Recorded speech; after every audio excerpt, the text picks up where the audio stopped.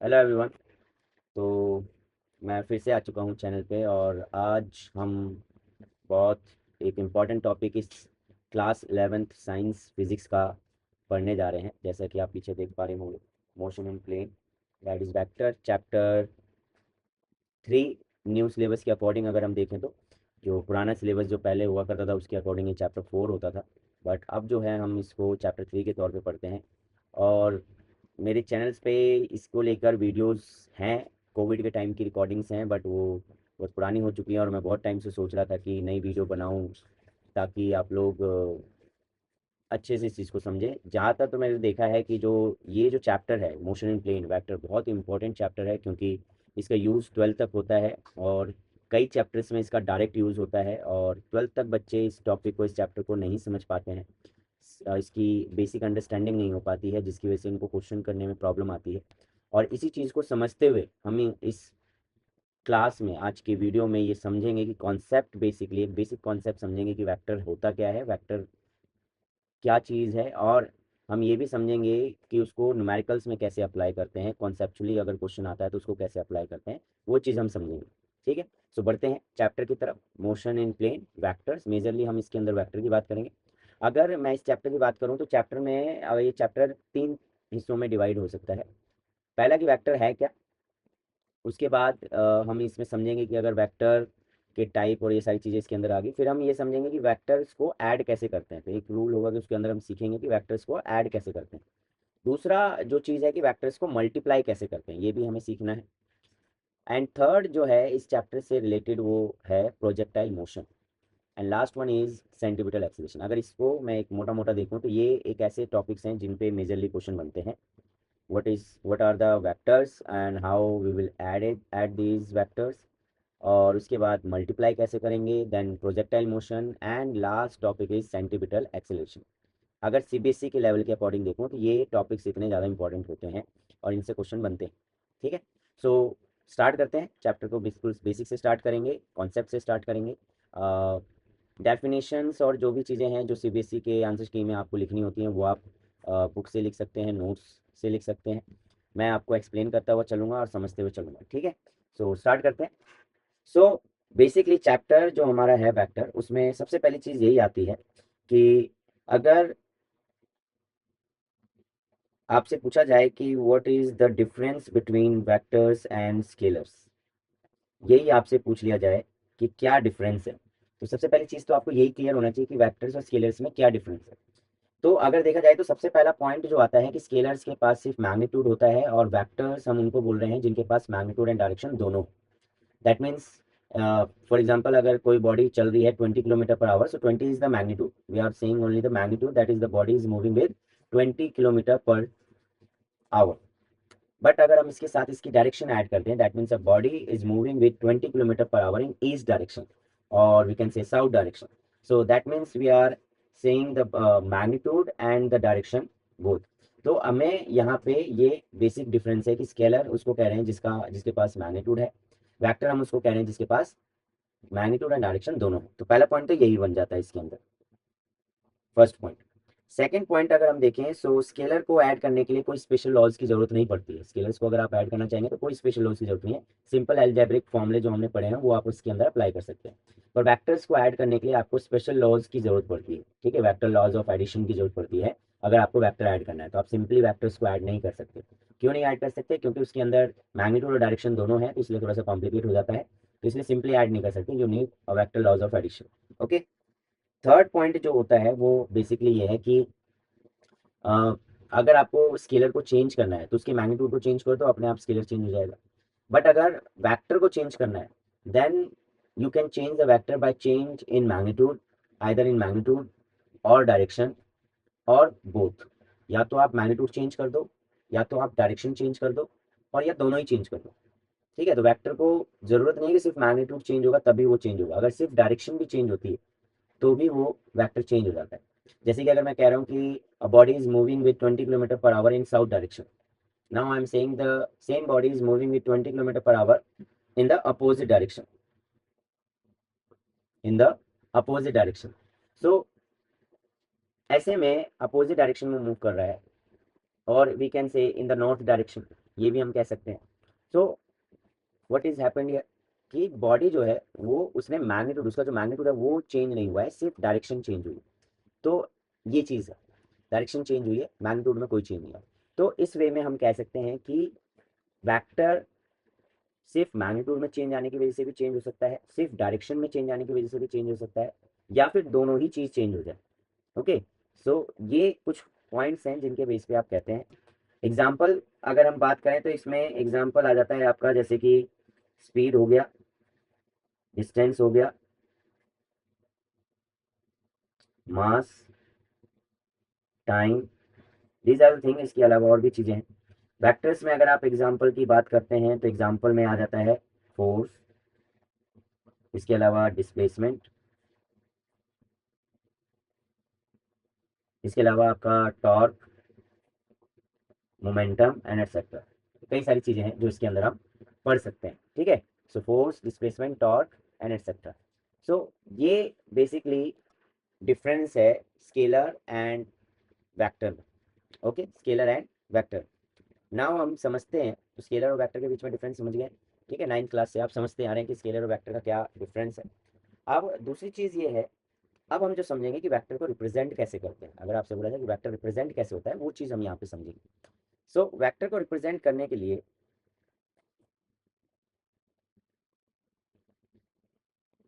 Vector को represent करने के लिए हम जो है, तो कोई भी वेक्टर अगर रिप्रेजेंट मुझे करना है तो उसको रिप्रेजेंट करने के लिए मेरे पास इस तरीके से सिंबल ऊपर डायरेक्शन लगाते हैं, एरो लगा देते हैं।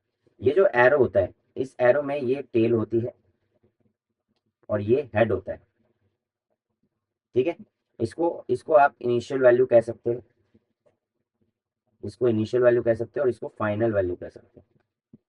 ठीक है, इसको आप क्या कह सकते हो, फाइनल वैल्यू कह सकते हो।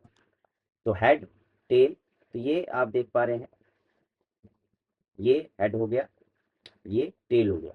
ठीक है, so final value, initial value. तो ये एरो यहाँ पे बार बार यूज होगा जब भी, और ये इसी डायरेक्शन में यूज होगा। इसको आप अपोजिट डायरेक्शन में यूज नहीं कर सकते, ये यूज होगा तो इसी डायरेक्शन में यूज होगा। तो ये चीज़ आपको ध्यान में रखनी है। तो वैक्टर को रिप्रेजेंट करने का ये तरीका है।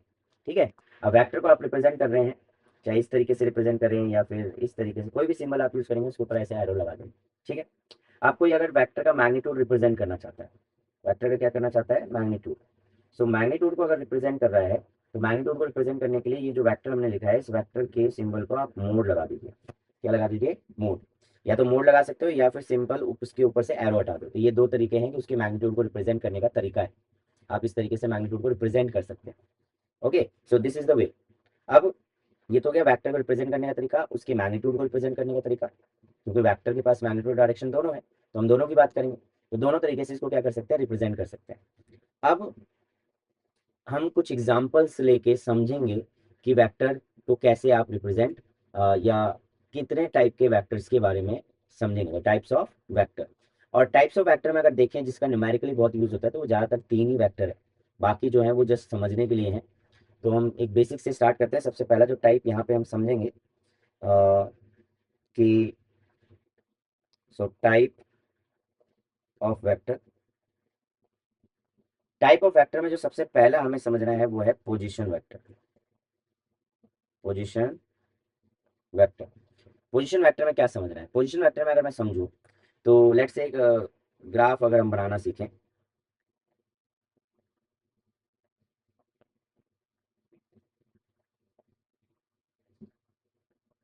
ये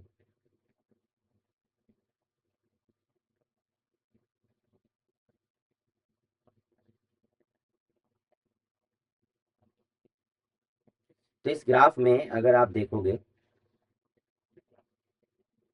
इस ग्राफ में ये कोई पॉइंट है जहां पे मुझे इसके कोऑर्डिनेट्स दे रखे हैं, A1 B1 C1।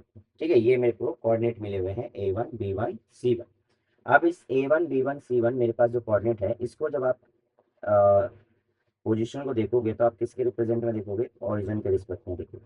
किसके रिस्पेक्ट में देखोगे, ओरिजिन के रिस्पेक्ट में। तो ये आपको कोऑर्डिनेट दे रखे हैं। कोऑर्डिनेट का देने का मतलब क्या है, यहाँ पे कोऑर्डिनेट का देने का मतलब है कि यहाँ पे एक्स एक्सिस हो गया, वाई एक्सिस हो गया, जेड एक्सिस हो गया। ये तीनों वैल्यू जो है वो एक्स वाई जेड एक्सिस के टर्म में, किसके टर्म में है, एक्स वाई जेड के टर्म में।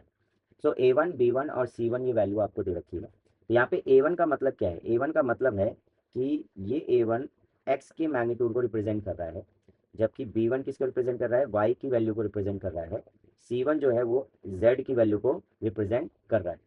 तो इस तरीके से ये हर तीनों एक्सिस के मैग्नीट्यूड को रिप्रेजेंट कर रहे हैं। क्लियर है बात यहाँ तक। तो अब अगर इसका मुझे वेक्टर लिखना है तो मैं वेक्टर कैसे लिखूंगा, मेरे को अगर इसका वेक्टर लिखना है तो मैं कैसे लिखूंगा। सो वेक्टर लिखने के लिए पहली बात तो आपको मैग्नीट्यूड और उसकी डायरेक्शन को रिप्रेजेंट करना होता है। जब भी कोई वेक्टर लिखोगे तो उसका मैग्नीट्यूड भी लिखोगे, साथ में उसका डायरेक्शन भी लिखोगे। सो अब अगर आप डायरेक्शन लिख रहे हैं तो उसको डायरेक्शन आप एक्स वाई जेड में डायरेक्शन कैसे लिखेंगे, कोई भी वेक्टर है उसकी डायरेक्शन कैसे लिखनी है ये समझना है। तो जो एक्स होता है इसकी डायरेक्शन को हम डिनोट करते हैं आई कैप से, वाई की डायरेक्शन को रिप्रेजेंट करते हैं हम जे कैप से, और जेड की डायरेक्शन को हम रिप्रेजेंट करते हैं के कैप से। ओके, तो ये तरीका है। अब इसमें अगर मुझे इस पोजीशन वेक्टर को लिखना है, सो पोजीशन वेक्टर मेरा क्या है, ओरिजिन के रिस्पेक्ट में है, तो मैं इसको ओ पी वैक्टर लिखूंगा, क्योंकि ओरिजिन के रिस्पेक्ट में, तो मैं इसे क्या लिखूंगा, ओ पी वैक्टर। और आप इसको आर वैक्टर से डिनोट कर सकते हो, आर वैक्टर पोजिशन वैक्टर। अब कैसे लिखा जाएगा, A1 किसका है, A1 एक्स एक्सिस का है, तो एक्स एक्सिस की मैग्नीट्यूड आपने A1 लिख दिया है। अब उसकी डायरेक्शन लिखेंगे तो डायरेक्शन क्या दिखाई जा रही है, i cap. So direction is i cap plus B1 j cap C1 k cap. तो A1 आई cap, B1 j cap, C1 k cap. तो C1 Z की वैल्यू को रिप्रेजेंट कर रहा था, इसलिए उसकी डायरेक्शन को के कैप से डिनोट किया। और इस तरीके से आप किसी भी वेक्टर को लिखते हैं आई जे के फॉर्म में। तो जब भी आप वेक्टर को लिखेंगे तो इसी फॉर्म में लिखेंगे, जिसमें आपको ये A1 B1 C1 कोई कोऑर्डिनेट्स दे रखे हैं, यानी कि कोई पोजीशन दे रखा है ओरिजिन के रिस्पेक्ट में। आप ओरिजिन के रिस्पेक्ट में इसको देख रहे हैं, ठीक है, आप किसके रिस्पेक्ट में देख रहे हैं, ओरिजिन के रिस्पेक्ट में देख रहे हैं। ये चीज़ ध्यान रखेंगे, ठीक है। तो ओरिजिन के रिस्पेक्ट में ये वैल्यू आपको दी गई। क्लियर बात यहाँ तक। सो A1 आई कैप, B1 जे कैप और C1 के कैप, ये वेक्टर हो गए। क्लियर बात। अब अगर इस तरीके से वेक्टर आपको लिखा हुआ है तो उसका मैग्नीट्यूड अगर आपको लिखना हो तो आप कैसे निकालेंगे। अभी ये जो वेक्टर है, ये जो वेक्टर है, इसका मुझे मैग्नीट्यूड निकालना है। सो मैग्नीट्यूड मैं कैसे निकालूंगा, तो मैग्नीट्यूड निकालने का निकलेगा रिप्रेजेंट करने का तरीका क्या है। अभी ये वेक्टर है, इसका मुझे मैग्नीट्यूड निकालना है। सो मैग्नीट्यूड निकालने के लिए, तो ओपी वेक्टर का मुझे मैग्नीट्यूड निकालना है, तो मैं मोड लिखूंगा। और मुझे मैग्नीट्यूड निकालना है तो मैं क्या करूँगा, अंडर रूट करूँगा, और A1 का स्क्वायर, B1 का स्क्वायर प्लस C1 का स्क्वायर करूँगा। A1 का स्क्वायर, B1 का स्क्वायर एंड C1 का स्क्वायर, ये आ गया हमारा मैग्नीट्यूड। सो A1 का स्क्वायर, B1 का स्क्वायर एंड C1 का स्क्वायर, ये मैग्नीट्यूड आ गया। इस तरीके से मैग्नीट्यूड लिखते हैं, ठीक है। एग्जाम्पल के तौर पे अगर मैं लेट से करूँ कि मेरे पास एक पॉइंट है, एक पी पॉइंट दे रखा है जो कि है 2 3 और 6, ये मुझे वैल्यू दे रखी है। अब इसका बोले कि मुझे पोजीशन वेक्टर निकालना है। क्या निकालना है, पोजीशन वेक्टर निकालना है। सो पोजीशन वेक्टर मैं लिखूंगा ओपी वेक्टर। क्या लिखूंगा, ओपी वेक्टर। ओपी वेक्टर लिखना है और उसको मुझे वेक्टर के फॉर्म में लिखना है, तो मैं क्या लिखूंगा, two two i cap plus 3 j cap plus 6 k cap, ये मेरा वेक्टर है। अब आपसे बोला जाए कि इसका मैग्नीट्यूड निकाल के दिखाओ। इसका मैग्नीट्यूड निकाल के दिखाने के लिए बोलेगा तो आपको क्या करना है, मैग्नीट्यूड के लिए सिंबल क्या है, ओपी वेक्टर लिखेंगे, ऊपर के और साइड में लगा देंगे मोड। मैग्नीट्यूड निकालने के लिए मैंने क्या सिखाया, ऊपर फॉर्मूला सिखाया आपको, देखेंगे फॉर्मूला है, फॉर्मूला क्या सिखाया मैंने, फॉर्मूला ये फॉर्मूला सिखा दिया। अब अगर ये फॉर्मूला आपको सिखा दिया है तो इस फॉर्मूले के बेस पे मैं क्या करूँगा, सिर्फ वैल्यू को पुट करूँगा, वैल्यू को पुट करूँगा, अंडर रूट 2 का स्क्वायर, 3 का स्क्वायर और 6 का स्क्वायर। सो 4 प्लस 9 प्लस 36, कितना आ गया, कितना आ गया, 49 आ गया। क्या आ गया, 49। सो 49 आ गया, ठीक है। तो 49, जिसका अंडर रूट क्या आएगा, 7, क्या आएगा, 7। तो मैग्नीट्यूड आ गया। तो ये मैग्नीट्यूड की वैल्यू आ गई आपकी। इस तरीके से आप मैग्नीट्यूड निकाल रहे हो। तो कोई भी वेक्टर अगर आई जे के फॉर्म में लिखा है तो इसी तरीके से आप इसको लिखते हैं और इसी तरीके से इसका मैग्नीट्यूड निकालते हैं, क्योंकि जब आप कैलकुलेशन करेंगे तो आपको मैग्नीट्यूड निकालने की, मैग्नीट्यूड की नीड पड़ेगी, तो मैग्नीट्यूड निकालना आना चाहिए, ठीक है। तो ये तो हो गया पोजिशन वैक्टर। क्या हो गया, ये पोजिशन वैक्टर हो गया। इस पोजिशन वैक्टर में हम एक और पोजिशन वैक्टर अगर दिखाते हैं, जैसे कि अगर कोई और पोजिशन हमें लेट से दे रखी है, तो मुझे एक क्यू पॉइंट दे रखा है जिसके अंदर मुझे वैल्यू दे रखी है A2 B2 एंड C2। क्या दे रखी है, A2 B2 C2, ये मुझे कोऑर्डिनेट दे रखे हैं क्यू के लिए। अगर इसकी पोजीशन को दिखाऊंगा तो ओरिजिन के रिस्पेक्ट में दिखाऊंगा, ओरिजिन के रिस्पेक्ट में दिखाऊंगा, तो इसको मैं R2 से डिनोट कर सकता हूँ। ये R1 था, ये R2 से डिनोट कर दिया मैंने, ठीक है। किससे डिनोट कर दिया, R2 से। तो ये R2 से मैंने इसको डिनोट कर दिया। ये दूसरा पोजीशन वेक्टर बनाया जा सकता है। कैसे बनाया जा सकता है देखो जरा, अगर इसको बनाना चाहूँ कैसे बनाऊंगा, तो इसका मुझे ओ क्यू वेक्टर अगर निकालना है तो मैं ओ क्यू वेक्टर निकालूंगा, जिसमें मैं लिख दूंगा A2 i cap, B2 j cap and C2 k cap. ठीक है, ये हो गया। अब इसका मुझे मैग्नीट्यूड निकालना है। तो मैग्नीट्यूड अगर निकालना होगा तो मैं क्या करूँगा, ऐसे मोड लगाऊंगा, अंडर रूट करूँगा A2 का स्क्वायर प्लस B2 का स्क्वायर प्लस C2 का स्क्वायर, ये आपको वैल्यू आ जाएगी। तो इस तरीके से आप क्या कर सकते हैं, वैल्यू को निकाल सकते हैं। इस तरीके से आप वैल्यू को यूज कर सकते हैं। तो ये आपकी वैल्यू आ जाएगी। तो दो पोजीशन वेक्टर आपने इस तरीके से निकाले। क्लियर होगी बात, मेरे हिसाब से आपको ये बात क्लियर होगी होगी कि दो पोजीशन वेक्टर हम कैसे निकाल रहे हैं। तो इस तरीके से पोजीशन वेक्टर निकाला जाता है। तो ये तो पहला टाइप है पोजीशन वेक्टर का, क्या है, ये फर्स्ट टाइप है, मतलब वेक्टर के दो पहला टाइप है पोजीशन वेक्टर। इसके बाद जो आता है वो आता है डिस्प्लेसमेंट वेक्टर। क्या आता है, डिस्प्लेसमेंट वेक्टर। नेक्स्ट जो हम पढ़ेंगे वो डिस्प्लेसमेंट वेक्टर है। Displacement displacement vector. अब डिस्प्लेसमेंट वेक्टर क्या है, displacement vector is basically difference between two position vector. ये क्या है, difference between two position vector, दो पोजीशन वेक्टर का डिफरेंस है। तो ये डिफरेंस यहाँ पे यूज होता है। तो पोजीशन वेक्टर का डिफरेंस मतलब, अगर आप इसको ग्राफ में देखेंगे, इसको अगर आप ग्राफ में देखेंगे तो ये ऊपर आपका ग्राफ है। इस ग्राफ में ये जो आपने ड्रॉ किया है, जिसमें हमारा एक पोजीशन वेक्टर ओपी हो गया, एक पोजीशन वेक्टर ओक्यू हो गया। अब इसके बीच का जो डिफरेंस है, ये जो डिफरेंस है ना, इसको हम कह रहे हैं डिस्प्लेसमेंट वेक्टर। ये हमारा डिस्प्लेसमेंट वेक्टर है। तो इसको हमें निकालना होता है। तो इसको मैं अगर निकालूं, ये जो पॉइंट है, ये मेरा डिस्प्लेसमेंट वेक्टर, यानी बॉडी डिस्प्लेस हो रही है। अब डिस्प्लेस पी से क्यू हो सकती है या क्यू से पी हो सकती है। बॉडी डिस्प्लेस पी से क्यू हो सकती है या क्यू से पी हो सकती है। दोनों ही केस हो सकता है। तो दोनों चीजें यहाँ पे समझानी होंगी। तो दोनों तरीके से आंसर निकाल सकते हैं। तो अगर मैं देखूं, डिस्प्लेसमेंट वेक्टर की हम बात कर रहे हैं, तो हमने ओपी वेक्टर निकाला था। मैं एक बार और लिख देता हूँ पोजीशन वेक्टर जो हमने लिखे थे। पोजीशन वेक्टर हमने निकाला था ओपी वेक्टर। क्या निकाला था, ओपी वेक्टर, जो कि था A1 i cap, B1 j cap and C1 k cap. ऐसे ही मैंने ओ क्यू वेक्टर निकाला, वो क्या आया, A2 i cap, B2 j cap और C2 k कैप। ये हमने निकाला है। अब अगर मैं इसकी बात करूं तो मुझे क्या निकालना है, डिस्प्लेसमेंट वेक्टर। डिस्प्लेसमेंट वेक्टर जो होगा वो या तो P से Q होगा या बॉडी Q से P करेगी। ये दो तरीके से डिस्प्लेसमेंट हो सकता है, Q से P, P से Q। अब डिस्प्लेसमेंट में फाइनल, जब भी आप पोजिशन, क्या बता रहा है, मतलब डेफिनेशन कह रही है difference of position vector. So position vector का हमें क्या निकालना है, डिफरेंस निकालना है। तो डिफरेंस निकालते समय या तो आप फाइनल माइनस इनिशियल करते हैं। क्या करते हैं, फाइनल माइनस इनिशियल। तो अगर इस वाले में देखेंगे तो फाइनल क्या वैल्यू है, क्यू, और इनिशियल वैल्यू क्या है, पी। तो इसका मतलब मुझे क्यू में से पी को माइनस करना है। पर क्या माइनस करना है, पोजिशन वेक्टर। तो पोजिशन वेक्टर मेरा क्या था, ओ क्यू, और यहाँ पोजिशन वेक्टर क्या है, O P. So final position में से दूसरी इनिशियल पोजीशन को मैं माइनस करूंगा, और माइनस करके मुझे मिलेगा क्या, माइनस करके मुझे मिलेगा क्या। तो मैं एक बार इसको वैल्यू पुट करता हूँ, A1 A2 i cap, B2 j cap, C2 k cap, minus A1 i cap, B1 j cap और C1 k कैप। ये ठीक है। तो ये आपका केस हो गया। अब इसकी डिफरेंस अगर आप निकालोगे तो आई का आई के साथ, आई का आई के साथ, फिर जे का जे के साथ, और उसके बाद के का के साथ आपको क्या करना है, डिफरेंस निकालना है। तो डिफरेंस निकालेंगे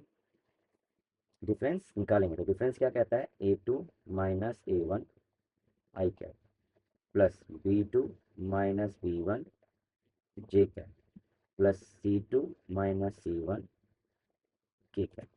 तो ये आपका आ गया पोजीशन वेक्टर, क्या डिस्प्लेसमेंट वेक्टर, क्या आ गया, ये डिस्प्लेसमेंट वेक्टर आ गया। ठीक है। अब इसी तरीके से आप क्यूपी वेक्टर निकालना चाहेंगे, क्या निकालना चाहेंगे, क्यूपी वेक्टर। सो क्यूपी वेक्टर भी सेम तरीके से होगा, वैल्यूज उल्टी हो जाएंगी। आप क्या करोगे, आप फाइनल माइनस इनिशियल करोगे, मतलब पी में से क्यू को माइनस करेंगे, तो ओपी में से ओपी ओ क्यू को आप माइनस करेंगे, ओपी में से क्या करेंगे, ओ क्यू को माइनस करेंगे। अब ओ क्यू को माइनस करेंगे तो होगा क्या, होगा ये कि वैल्यू को माइनस करना है, तो वैल्यू पर को माइनस करके क्या हो जाएगा, उल्टा ही आ जाएगा, a one minus a two i cap, b one minus b two j cap, और c one minus c two k cap. ये आपका रिजल्ट निकल के आएगा डिस्प्लेसमेंट वेक्टर का। तो अभी तक जो हमने समझा वो क्या समझा, अभी तक हमने समझा है position vector and displacement vector, position vector and displacement vector, ये दोनों चीज़ें हम समझ चुके हैं। ठीक है।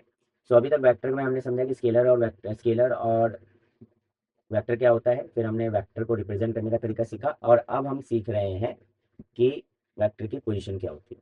ठीक है, तो ये हमने समझा है, क्लियर है बात।